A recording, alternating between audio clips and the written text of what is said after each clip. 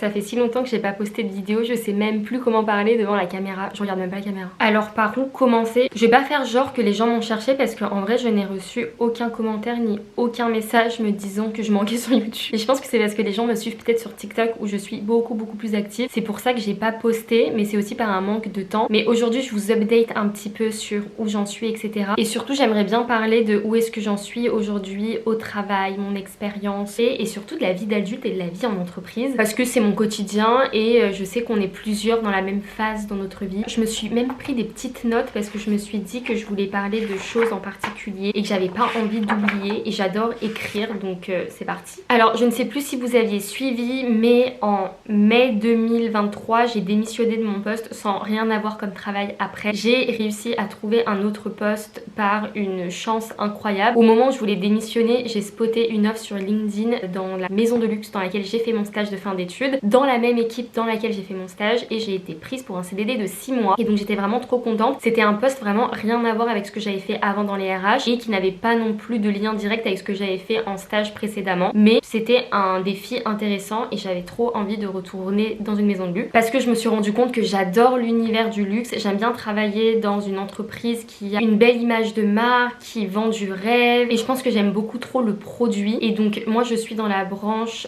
parfum, cosmétiques, soins, et donc j'ai réintégré cette équipe. Ça s'est super bien passé et mon CDD s'est transformé en CDI. Mais en CDI j'ai encore une fois changé de poste, vraiment hasard. Je me dis que tout a un sens et tout arrive pour une raison, et je suis sur le poste sur lequel j'étais quand j'étais en stage de fin d'études, mais avec le poste de chef de projet, donc à la place de la personne qui me manageait quand j'étais en stage, mais avec un twist un peu différent dans ce poste. Et grosse nouveauté, j'ai avec moi 2 stagiaires. Donc comment vous dire que depuis janvier, donc le moment où j'ai pris le poste, ça a été un mois intense d'apprentissage, mais j'ai adoré ce mois-ci. Même si c'était dur, même si c'était long, même si des fois j'étais fatiguée, j'adore apprendre, et en fait c'est lorsque j'apprends et que je ne m'ennuie pas que je suis le plus stimulée. Alors qu'est-ce que je fais? Donc je suis chef de projet du plan de communication digital et print. Donc digital c'est tout ce qui est newsletter principalement, et ensuite j'ai aussi, donc ça grosse nouveauté, une partie print que je n'ai jamais fait. Donc ça peut être des mailers qui sont envoyés à des top clients parce que le print ça coûte beaucoup plus cher et donc c'est pas destiné à la même clientèle que les newsletters. Je m'occupe du développement de tout ce qui est magazine et des journaux, et vraiment j'adore. Et donc c'est pour ça que j'ai 2 stagiaires. J'ai un stagiaire qui m'aide sur la partie digitale et un stagiaire qui m'aide sur la partie print. Et donc ça a été un mois très intéressant parce que j'ai appris à découvrir mon poste et en même temps j'ai appris à découvrir mes stagiaires et comment travailler avec 2 stagiaires, parce que pour le coup j'ai déjà encadré des personnes dans mon expérience précédente, mais ça n'a jamais été du management de personnes en direct, parce que pour le coup là c'est vraiment des personnes qui m'aident dans mes tâches au quotidien et on travaille vraiment en collaboration, c'est-à-dire que je suis responsable de ce qu'elles produisent et je suis responsable de leur évaluation. Bref, trop intéressant, mais je reviendrai là-dessus plus tard. Mais c'est quelque chose que j'adore. Et donc est-ce que ce nouveau poste me plaît? Alors depuis que j'ai commencé à travailler, c'est-à-dire depuis décembre 2021, j'ai changé 1, 2, 3, 4 fois de poste. Et est-ce que ça me plaît? Oui, j'adore, parce que il a fallu que je sorte du luxe pour comprendre que je voulais retravailler là-dedans. J'avais besoin de voir autre chose pour me rendre compte de ce que j'aimais. Je pensais que le monde du luxe était beaucoup trop futile, beaucoup trop hiérarchisé, beaucoup trop strict, beaucoup trop corporate. Pour moi, ça ne permettait pas de m'exprimer. Et en fait, quand j'ai découvert autre chose, je me suis rendu compte que finalement c'était l'environnement qui me correspondait le plus. Ça m'a fait du bien de revenir, et en plus je travaille dans un cadre de travail que j'aime beaucoup, qui est exigeant, qui vise l'excellence, et durant toute ma scolarité j'ai vraiment cherché les filières les plus exigeantes. Je suis contente d'avoir retrouvé ça au travail, parce que quand c'est trop facile, c'est bien parce qu'il n'y a pas de stress et parce que vous n'avez pas trop de pression, mais je m'ennuie trop facilement, et donc j'avais besoin de quelque chose qui soit hyper stimulant. Autre point que j'ai retrouvé et que j'avais pas avant, c'est le côté international. Il y a aussi tout cet aspect humain, ouverture au monde, qui est hyper important pour moi. Et bien sûr, l'aspect que j'adore aussi, c'est toutes les responsabilités et l'autonomie que j'ai. Ça vient bien sûr avec un prix, parce que c'est beaucoup plus de pression, et j'adore l'environnement parce qu'on travaille avec des beaux produits, on travaille dans une maison qui a une histoire, et je trouve que je travaille avec des personnes qui sont inspirantes, dans le sens où les gens ont envie d'être là parce qu'ils ont ont choisi d'être là et il y en a qui se sont battus pour être là. Ça se ressent ensuite dans le travail et je vais vous partager quelques leçons que j'ai appris en entreprise, que ce soit dans mon expérience actuelle que dans mon expérience avant, en tout cas de mon expérience des 2 ans que j'ai passé à travailler. La première chose que j'ai apprise et qui est une compétence que tout le monde devrait apprendre, c'est savoir analyser l'entreprise dans laquelle on vient et la culture d'entreprise. Quand j'étais en stage, j'étais un peu naïve, je pensais que c'était l'entreprise qui devait s'adapter à nous, alors que dans les faits, c'est pas forcément le cas. Ça sera toujours à nous de nous adapter à une culture d'entreprise. Vous arrivez dans un groupe qui a, je sais pas, 30 000 employés, c'est pas vous qui allez dicter la culture d'entreprise. Et donc ça, je l'avais pas forcément compris et ce qui a fait que parfois dans les entreprises,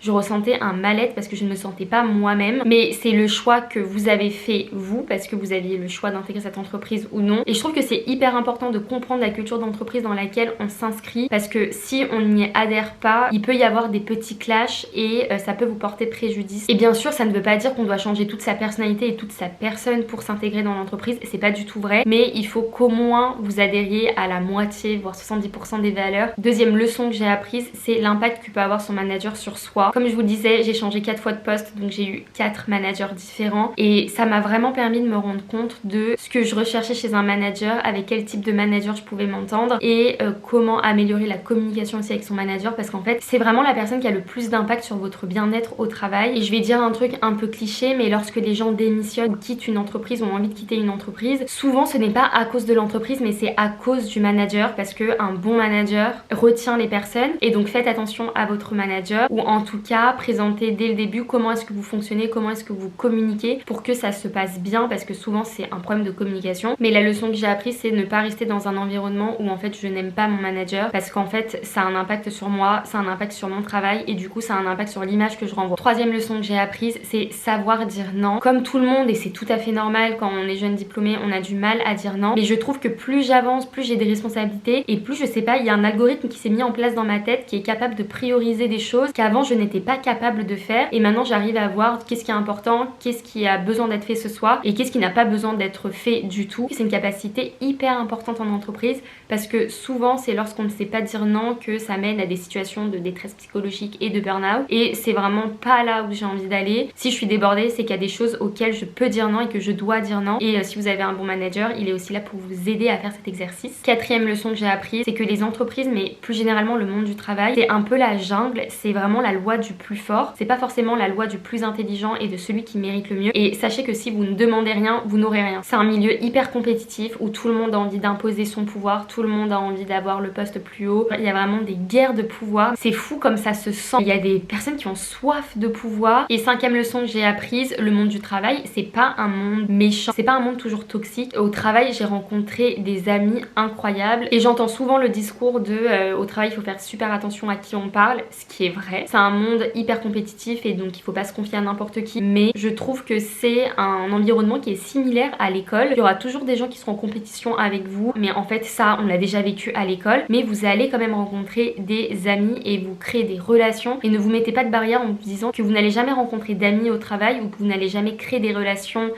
profondes, des relations honnêtes, des relations humaines, parce que c'est pas vrai. Et il faut juste savoir aussi enlever son masque et sortir de sa carapace. Je vois beaucoup de personnes au travail des fois qui sont tellement renfermées, mais parce que peut-être qu'elles ne veulent pas d'amis au travail, mais je trouve ça un peu dommage. Mettez pas une barrière entre vous et les autres parce que personne ne vous approchera sinon. Et donc voilà, je pense que j'ai un peu parlé de tout, mais pour conclure, je voulais parler du fait que je me plains souvent de travailler et je trouve qu'il y a ce discours sur les réseaux sociaux des personnes qui se plaignent du monde du travail, qui est un environnement toxique, etc. J'adhère à ce discours aussi parfois parce que bon, c'est bien de se plaindre et ça évacue les mauvaises énergies, mais je suis très contente de travailler parce que déjà c'est une opportunité en or de travailler où je travaille et de travailler tout court parce que tout le monde n'a pas cette chance, mais surtout de travailler dans un environnement où je continue d'apprendre. L'entreprise c'est vraiment une école de formation. Alors il y a des choses qui sont très automatiques et des process qu'on vous intègre dans le cerveau et c'est pas forcément le travail le plus stimulant intellectuellement, mais prenez ce qui est à apprendre. Moi ce que j'adore apprendre c'est tout ce qui est les compétences interpersonnelles, tout ce qui communiquer également, avoir de l'impact à l'oral, savoir présenter quelque chose, savoir présenter ses arguments. Et je sais pas, je trouve que c'est un monde tellement intéressant parce que je sais pas si je suis bizarre à penser ça, mais j'ai l'impression que c'est une pièce de théâtre. Vous avez tellement de protagonistes et tellement d'enjeux et tellement de clichés parfois. Et je pense qu'en tant qu'introvertie et personne très observatrice, j'adore observer les différentes dynamiques. Je sais pas, je trouve ça trop intéressant. Et voilà, et en fait je prends juste ce qui est à prendre et j'essaie de me concentrer sur le positif. Bref, j'espère que cette vidéo vous aura plu et je vous retrouve bientôt pour une prochaine vidéo. Je ne sais pas quand, mais j'ai envie de me relancer sur YouTube. Salut!